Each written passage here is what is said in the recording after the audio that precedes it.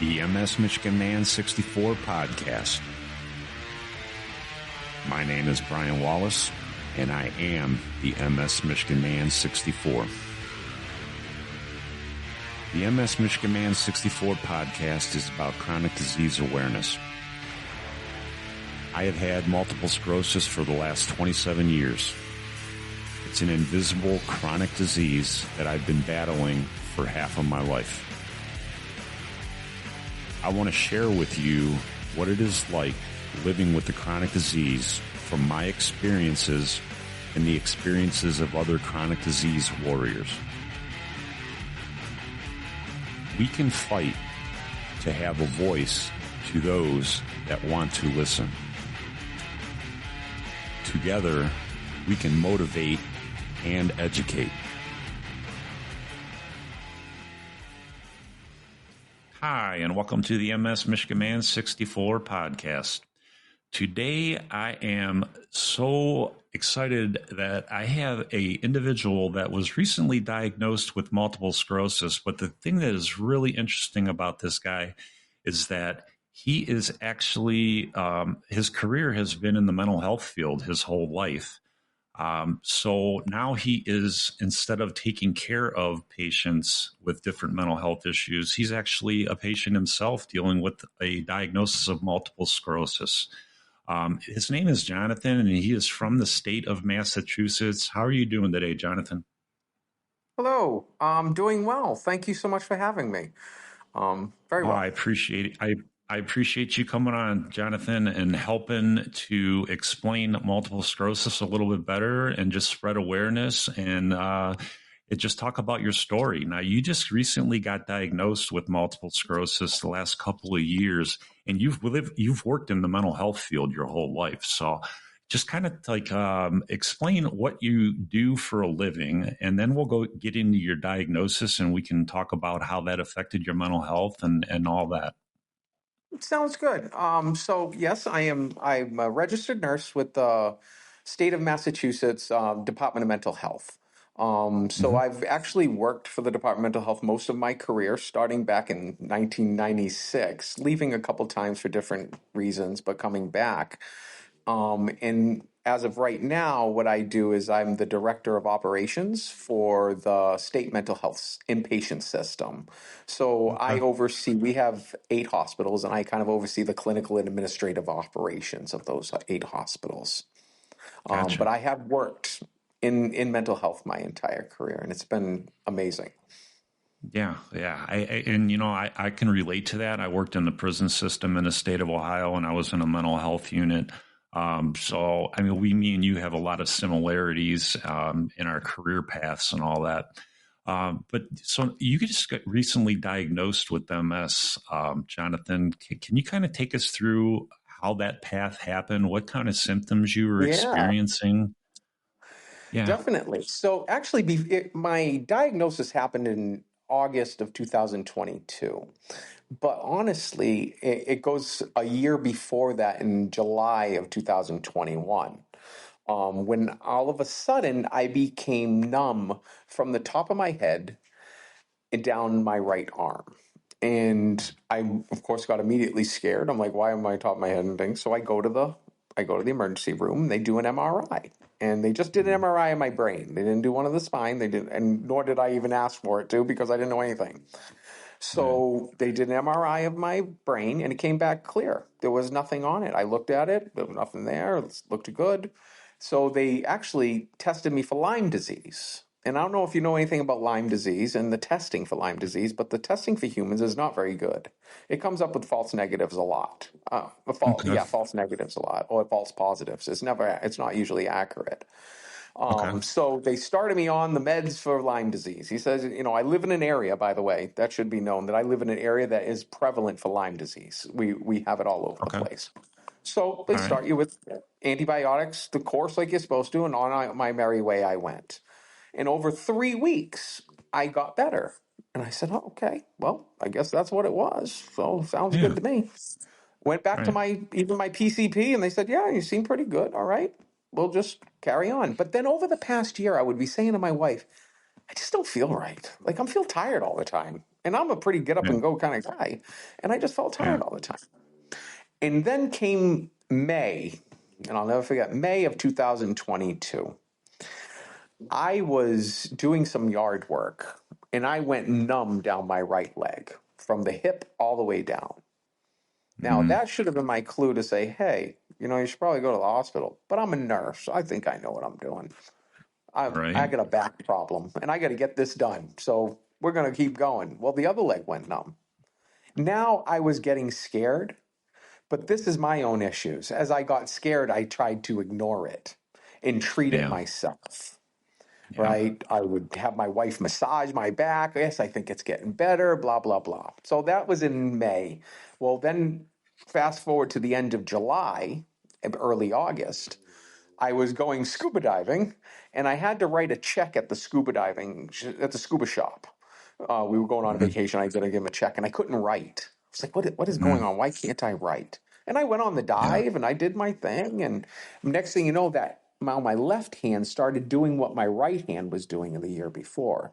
And I said, oh Yeah. no, it's coming back. Here it is, blah, blah, blah. So I went back to the hospital, and me and the ER doctor had a conversation, and we both agreed that we thought it was Lyme disease. This is the problem that I was a nurse, is I feel like I can drive the conversation because I'm a Yeah. healthcare professional and I can drive. Bad idea. Completely bad Yeah. idea. He gave me more Got it. doxycycline. I went home. Well, within 3 days, I could barely walk. Oh, Now I went jeez. back in and they did the full MRI, and they saw the first lesions, and it kind of went from there. And that's when you got your diagnosis. You got That's multiple well, they sclerosis, called it a myelinate. What is it?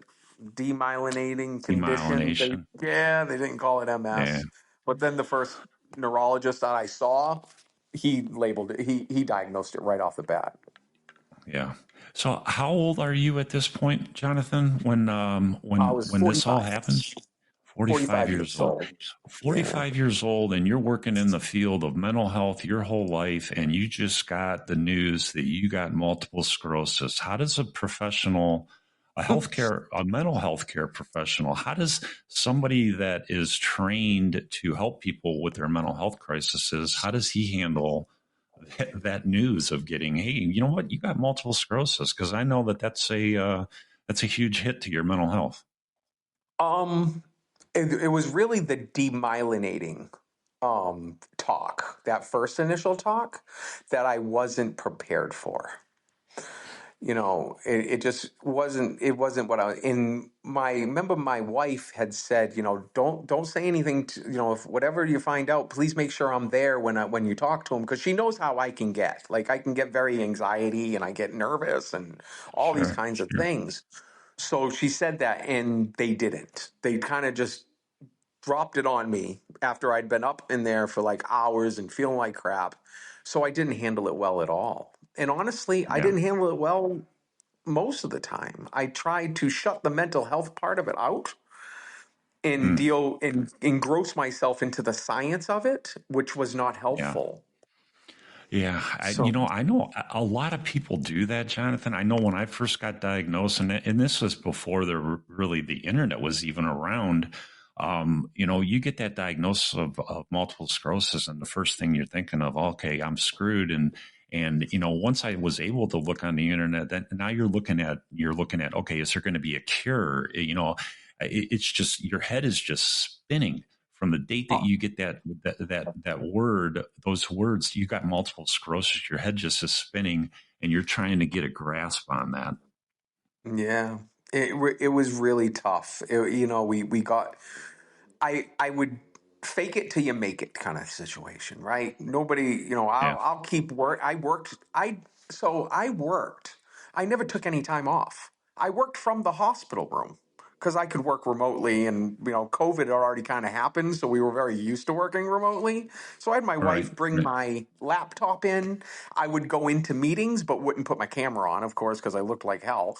But I would Mm-hmm. go into meetings. I would do everything to not address what needed to be addressed, which Mm-hmm. was the how I was feeling about the diagnosis and how I Yeah. was going to mentally prepare myself for what is going to come. which you need to Hmm. be mentally ready. And I didn't do any of that, and I tucked it Yeah. away. Yeah. So Yeah. that's unfortunately I did not deal with it well. Yeah, and I think that's common. Because I think there's this stigma too. And you're a guy, I'm a guy, and I'm sure females are the exact same way. But it's almost like you're embarrassed, so you just kind of want to ignore it, and you just kind of want to keep plugging on with life, Hmm. and you don't want to address the mental part of it, and it's a mistake that I made. I 27 years dealing with this disease, and I didn't start addressing my mental health part of it until I was probably 15 years into it. And it took a point where it was a bad episode, and it was to the point where I didn't want to live anymore. I mean, I was a burden on everybody. I'd be better off if I wasn't around. I just had so many just crazy things going through my head, and Hmm. I wish I would have addressed my mental health right off the get go. And it was told to me that the mental health part is going to be hard, but I ignored it because I'm a guy, Yep. and that's just the way I plugged along. And I think the mental health part of this disease is harder than the physical part. After doing this for By 27 far. years. I'm very new into it, right? And I still think the mental health is the hardest part because you can't do anything else if you don't have it. Hmm. If you don't feel like your mental health is good, then how can you concentrate on anything else?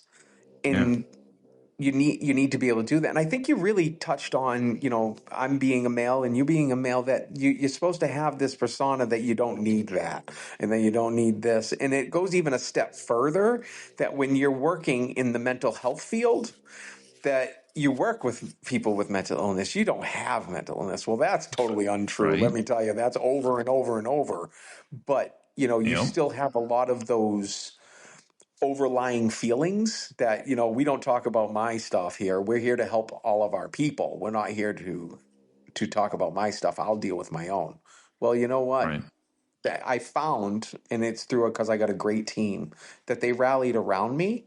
And as much as they were trying, I still was pushing it away, saying, no, what are we doing with that project? Let's do that. Like, what's happening there? Let me keep doing that, when really Yeah. I should have taken time out, which I'm Yeah. doing at the moment, to work on my physical therapy, work on my mental health, get myself back to where I need to be. Yeah. And everybody needs to do that, with whether it's MS or whether it's this or whether it's that. Step back, look at it, and then move forward in an organized way that helps you and everybody else. Yeah, amen, Jonathan. I think that's great advice, especially from somebody being so new in this diagnosis. But I think that's such a benefit to you that you have that mental health knowledge, Hmm. and hopefully you can use that to your benefit to help you fight this disease. Because I know you have to use every tool out there that you can to keep on plugging on with this disease. Whether it Hmm. is um, uh, just getting exercise, or I know you use scuba diving for a release for exercise, and you can talk a little bit about how you found that tool to help you Yeah. with this disease. Yeah, scuba diving is probably one of my favorite things to do in life now, that I didn't know that I even needed. I learned to scuba dive right as I was getting diagnosed. Well, the year before, when I thought I had Lyme disease, was right 3 weeks before I went to get scuba dive certified. Hmm. And it is now, I used to like to ride motorcycles and things like that. And unfortunately, motorcycle riding is kind of out of the cards at the moment. The balance just Yeah. isn't there for it. And that's kind of dangerous. Right. But it gave me an outlet now. It gave me something. It gave me something to work on, something to do this. And I loved doing it. So it really has opened up doors for me, that probably not because of MS, but allows me to mentally prepare myself to do things and to have like you said, a release in Yeah. back into something that motivates you.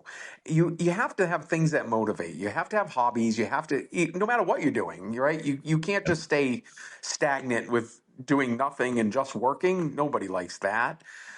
Right. So and my wife does it with me, which is amazing too. She's actually, don't let her say this, but she's a better scuba diver than I am.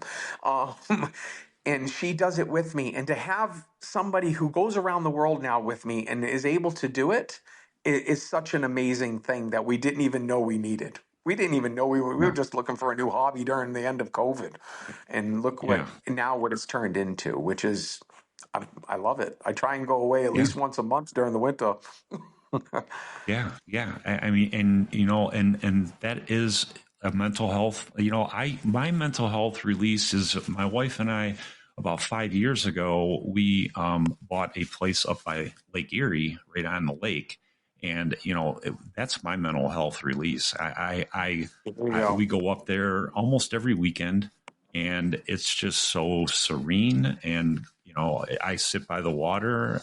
Sometimes I'll go out on a friend's boat, but it's just Mhm. something to take my mind off of the I have MS, and just like it gets Yeah. me into a different feeling, and it makes me feel better mentally and even physically, just to have something that gives me a purpose. If you're feeling better mentally, you will inherently, hopefully, feel better physically. Now that's a kind of a out of both sides of my mouth kind of statement, right? Because sometimes you're not going to feel physically better no matter what you do. But Sure. even when you're slightly feeling better or physically feeling better, even slightly that day, if your mental health ain't there, it's going to overshadow that, and you're not going to Yeah. get the benefits that you get from it. Last thing I want to say is I hear there's great scuba diving in Lake Erie, just so you know.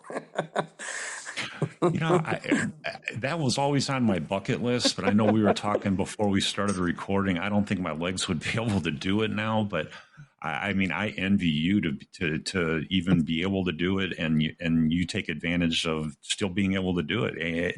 And I think that's another thing that I try to talk to people that have this disease is, while you can do things, do them.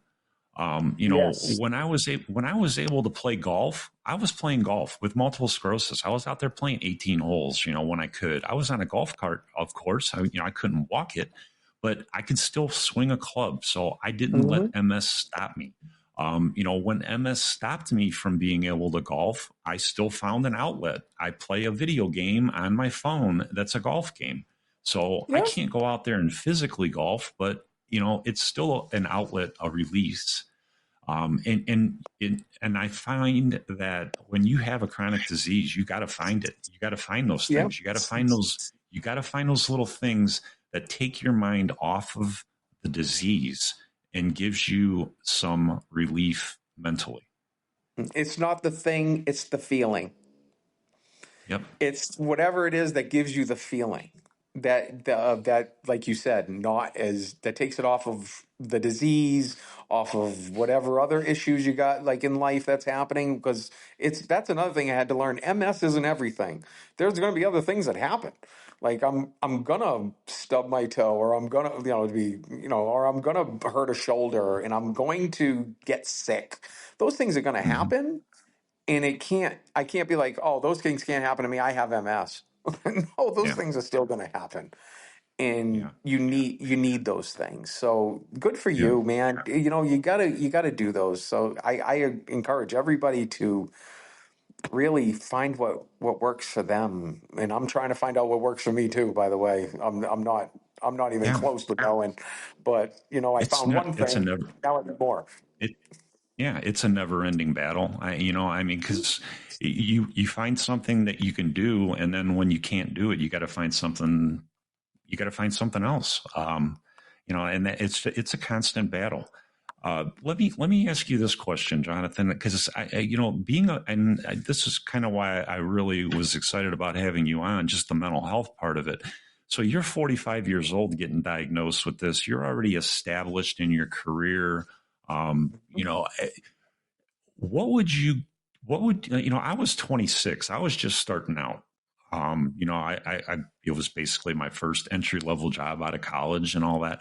So what would you say as far as from the mental health standpoint of this disease for somebody that's young and just starting out and they're not established and they don't have a 20-year career that you have and getting diagnosed, what would you as a mental health professional suggest to them, the young ones that are going through this, and it's new to them?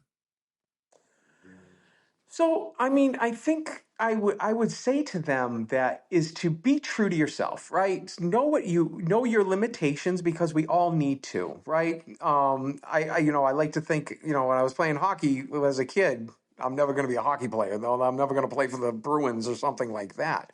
But know your limitations, but don't stop your dreams. Don't find different ways of doing them or different, who knows? I got to admit, having MS changed my dreams a little bit, changed my way of thinking things. Not all for the bad. Let me tell you, some of it for the good. It made me a much humbler person. It made me a much more caring person.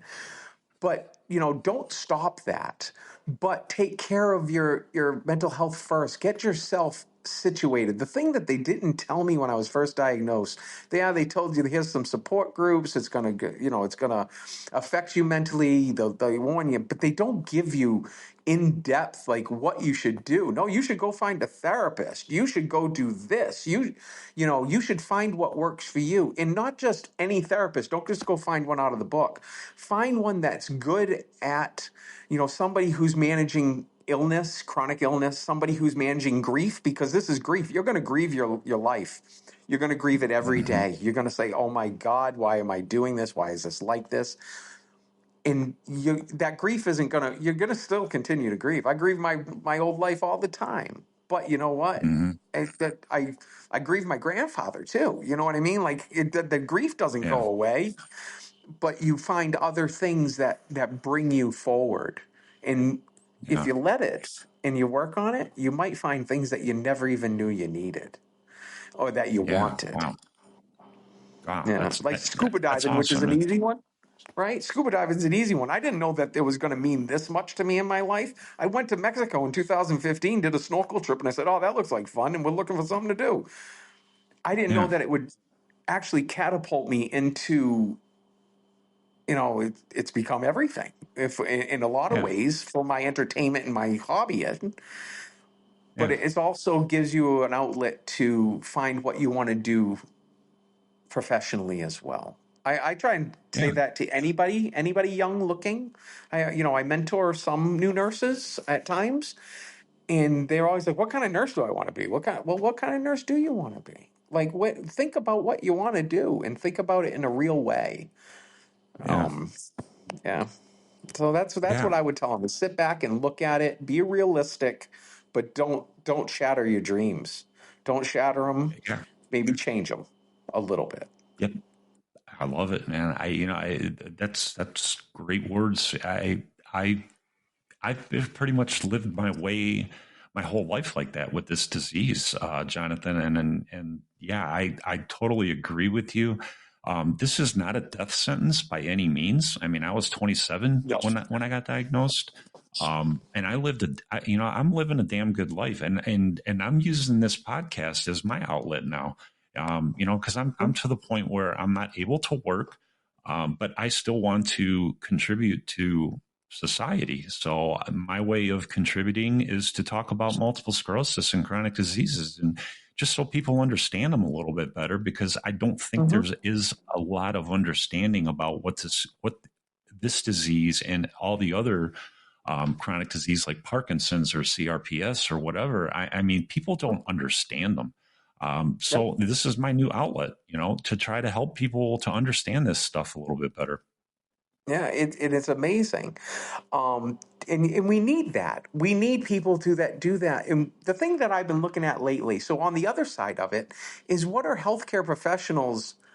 How are they helping their patients? Right? How are they? So I've been looking at nursing care plans because it's kind of my world, right? Is in nursing. So I've been looking at nursing care Right. plans specifically to MS in different ways and this and that. And they always say, assess. mental health examination, something of that effect, assess this, referred to, da da da da da. Well, that's not a Right. good intervention. Like, what are you doing? Sometimes the nurse is the first person that person sees. And Hmm. usually it's a good interaction from from what I hear most of the time. Most people say the nurses were great. Well, if those nurses don't have the skills though and the knowledge, they can be as nice as they want, and that'd be awesome that they're nice to me. Thank you, I really appreciate it. But nurses want to be more than just nice. They want to really help. I can guarantee that. That's what I hear. Nurses are, that's what I hear from nurses when I talk to them. And when I'm a nurse, we want to help and we want to be Right. effective. Well, we need to give them tools to be effective, and I don't think that we're doing justice to that right now. Yeah, I agree with you. I agree with you.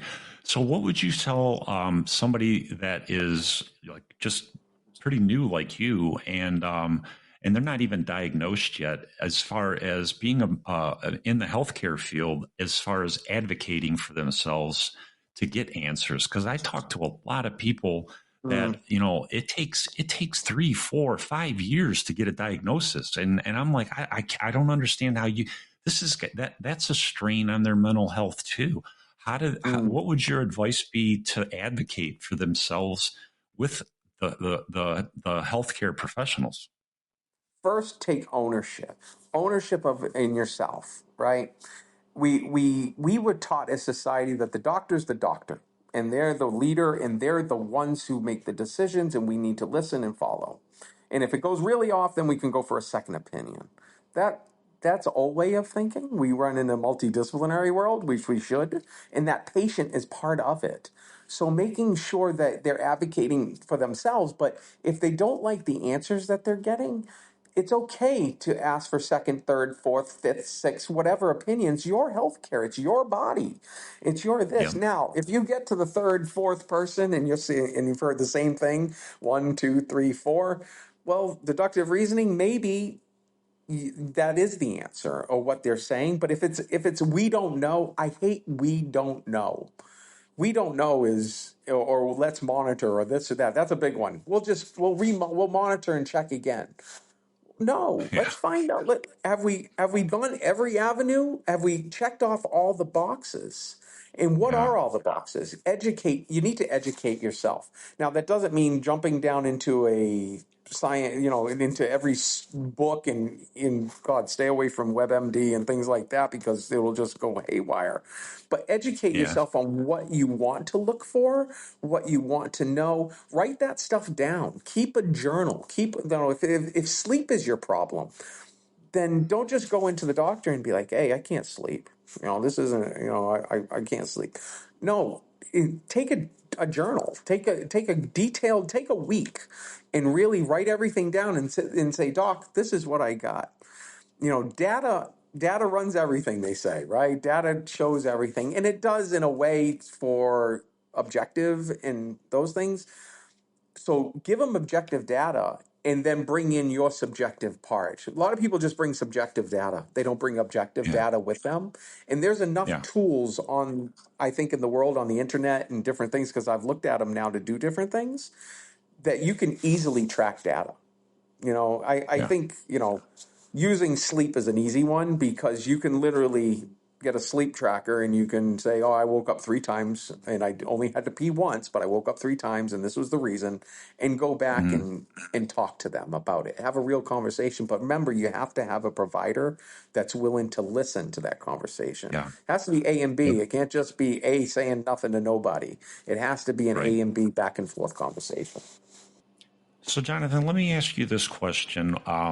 I know when you get diagnosed, it's a bad, and not a bad thing, but it's a huge thing on your mental health. And you said you're married. What was how did the diagnosis affect your wife and your Oh, family? Because I know that's a big thing on the family members too of the person getting diagnosed. yeah, oh, definitely. My wife is one of the most supportive people that I've ever met in my life, Awesome, and one of the most empathetic people that I've ever met in my life. But with awesome. that comes overly emotional sometimes, right? So in the beginning, I wasn't sleeping. I was I was all over the place, as we all are, I think. As I've heard from others, you getting a life-changing diagnosis, you were healthy, nothing, but she really, really rallied around me. Um, my mother, my mother, on the other hand, she does what all us nurses do. She tried to find the way to fix me, right? We were going to go No, to of course. stem cell. We were going within 2 days. We were doing all these things, and then No, she of course. also brought herself down. And she's my rock, my mother, in a lot of ways to bounce nursey things off of. I always kind of have. So we we Hmm. we kind of go back and forth, and she lets me run the conversation, and then kind of brings me back if we need. And I do the same thing for her when we need to. I also have two children. They're adult children from my first marriage. Tyler, he is 31, I think, or 30, 31. Yeah, 30. He'll be 31. And Ian is 27.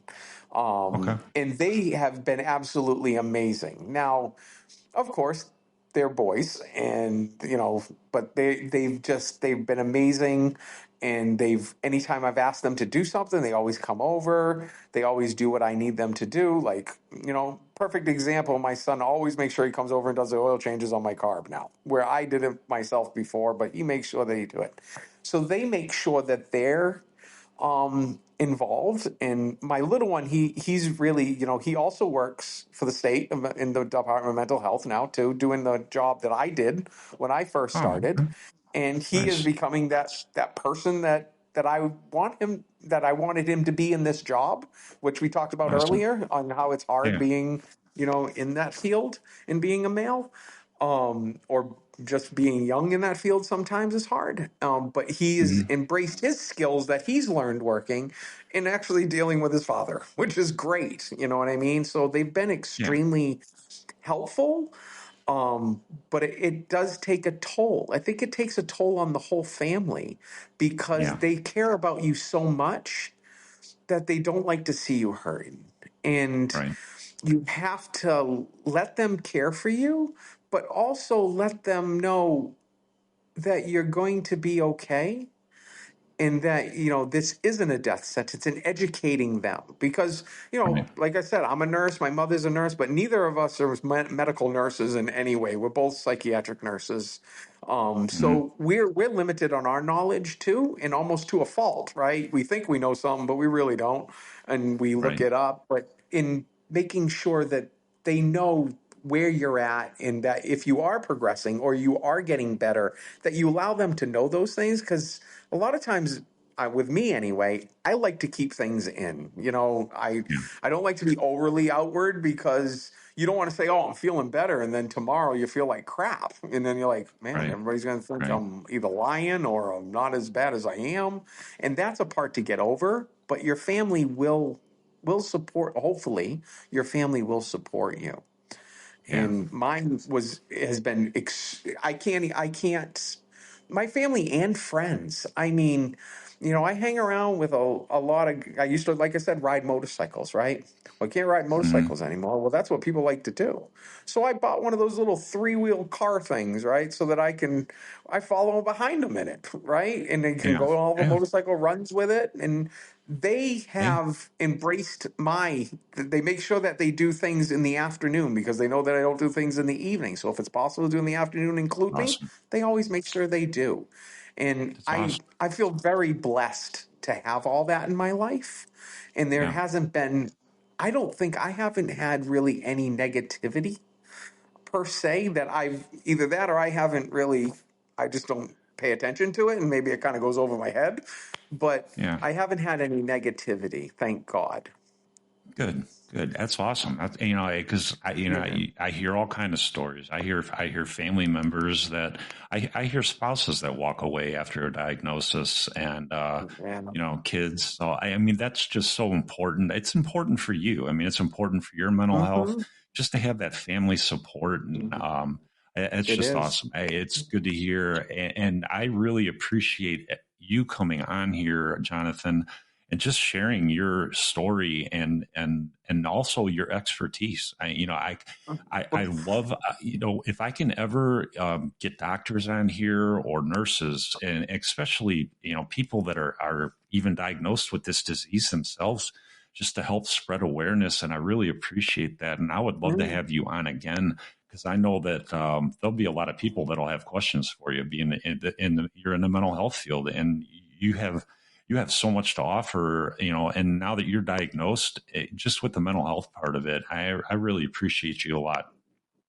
Well, thank you so much, Brian. I really appreciate you having me on and appreciate all of the knowledge that I've gotten from, podcasts like yours or in listening to other people and listening to professionals on what they think and kind of molding it all together. So I would Yeah. love to come back and thank you so much for having me. Yeah, absolutely, Jonathan. Like I said, I love talking to professionals, and I love talking to people just in general. People, And exactly. I just love your message. I love the mental health part of it. I love your positive attitude. It's good to hear. It's good to have, and I appreciate you so much. Don't All right. forget to follow the podcast, hit the subscribe, follow button. I'm also on Instagram. You can find me, MS Michigan 64. You can also find me on TikTok, MS Michigan 64, and I'm on Facebook, Brian Wallace out of Brunswick, Ohio. This is MS Michigan 64, Brian. I am out until the next podcast. You all have a good day.